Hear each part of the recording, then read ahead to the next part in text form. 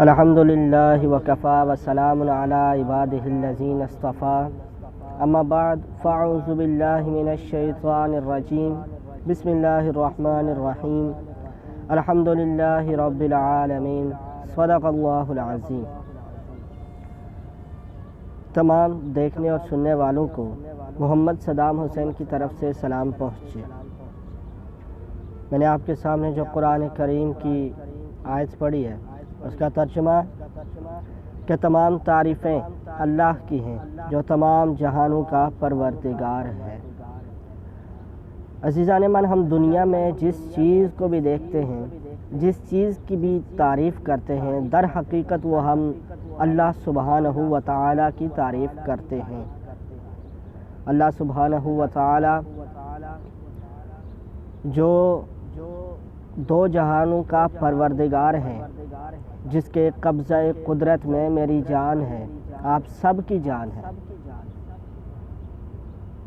اس نے کبھی ہم پر احسان نہیں جتلایا کہ یہ زمین میری ہے یا آسمان میرے ہیں، کبھی جتلایا نہیں، حالانکہ وہ مالک ہے۔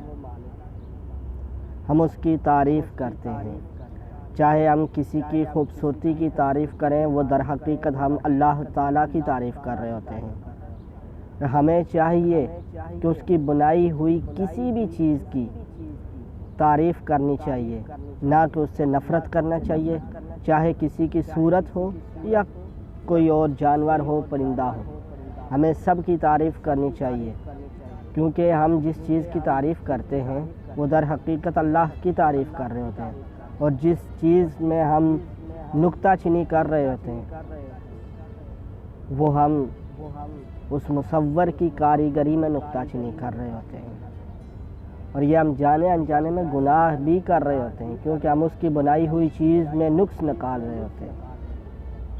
اللہ تعالیٰ سے دعا ہے کہ اللہ تعالیٰ میری باتوں کو سمجھنے کی توفیق عطا فرمائے، پہلے مجھے اور پھر آپ سب کو۔